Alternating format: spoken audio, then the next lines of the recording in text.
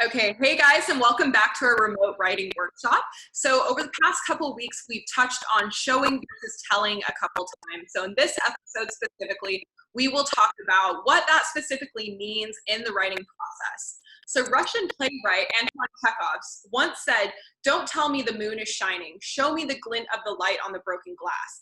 This is a perfect explanation of telling versus showing.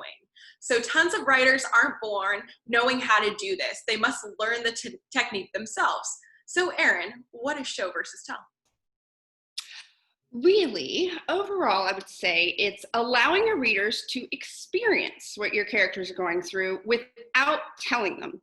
So you want to show actions, show relationships, show feelings. You want to show what is happening through creating images. You want to show through action versus simply stating or telling what is happening through your narration.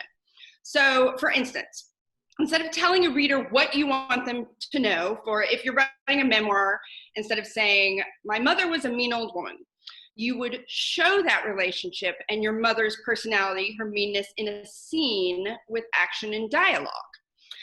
And showing versus telling is largely about allowing your readers to interpret what your characters are going through without just telling them. So you want your readers to feel cold in a snowstorm or smell the meal that a character is cooking. So you don't want to just blatantly lay it out and tell your reader what's happening in a sentence.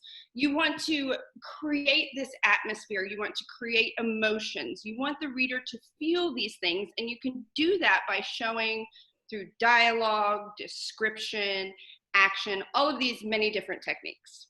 Got it. Okay, so why is that important? Well, it makes a huge difference because it makes your writing a lot more robust, more impactful, more meaningful, and you're going to connect with the reader in a stronger way, in a way that you cannot do with just telling. For nonfiction, such as a memoir, showing puts the reader in your shoes. You're not keeping them at arm's length. You're really bringing them into your story when you show. And it's really one of the best ways for a reader to feel part of the story and to feel the story on a deeper level. And it creates this experience and a stronger emotional connection between the reader and your characters and story. Got it. Okay, so how can you incorporate show versus tell within your writing? Well, there's a lot of different techniques. You can use sensory details instead of sensory words. So instead of writing things such as "I felt" or "I smelled" or "he heard," you want to show these things. And this is going to bring your reader closer into the story. You want to focus on the senses. You want to have a reader see and smell and taste and hear and feel. Don't tell them to do these things. You want to create a scene so that they do feel these things. In nonfiction, you can also do this in a strong introduction. With memoir, it's almost like writing fiction, so you can do these things as well.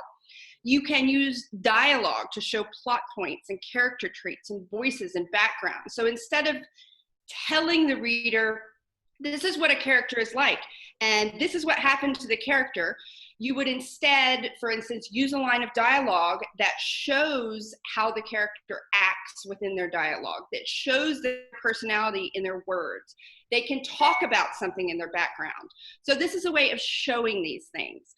You can also utilize very strong verbs. So a thesaurus is your friend. So instead of someone running, they are going to be racing, or just use really much stronger verbs than you normally would. You don't want your readers running for dictionaries though, so be careful with the thesaurus. You can also describe body language and expressions. So instead of telling the reader, "I was so excited," show the character tapping their foot and grinning and struggling not to jump up and shout their excitement to the world. So these are just subtle ways that you can show versus tell. You don't want to explain emotions. You want to let those emotions exist on the page through dialogue and action and expression. And I think a lot of this is really giving your reader credit to put two and two together. You don't have to spell out everything for your readers. And a lot of authors, even when they show all of these things in a scene, they feel like they still have to write a final line at the end that says, kind of, "In case you didn't get this, my character's really excited. So you don't have to do that, because give the reader credit. They are going to get everything you're trying to tell them if you're appropriately showing all of these things in a scene. Got it. Okay, so can you give us a few good examples of showing versus telling? Yes, well, I actually kind of wrote one down so I remember it. But one that I read a lot is when an author tells a reader about a character's relationship. So for example, a tell would be, Sarah is my best friend and we shared everything. And to rewrite this as a show, you would say, when I saw Sarah turn the corner, I raced down the rest of the block and almost knocked her over with my usual hug, and she pulled back, her eyes wide. Oh my God, she said, you will never believe what just happened to me. And if you tell anyone, I will hunt you down. I nodded and gave a pinky swear. So this shows their relationship, they're best friends, that they share secrets. It shows a little of the best friend's voice. And it just, by showing it, instead of just saying, Sarah was my best friend, we shared everything, it's providing a deeper connection with the reader. A few other simple examples would be, a tell would be, I hear someone downstairs. So how would you show this? There would be a shattering of glass. There would be a faint grunt, a floorboard creaking. So that would be showing instead of just saying, I heard someone downstairs. You can also replace emotion words like happy or terrified with physical reaction descriptions. So for terrified, show the beads of sweat that begin to form on your character's temple. Show her beginning to tremble. Show horrific direct thoughts that she has. There are so many options to transform tell into show. Got it. Those are great examples. Okay, so Erin, what is our creative assignment for this week? Okay, now this is what you're going to do.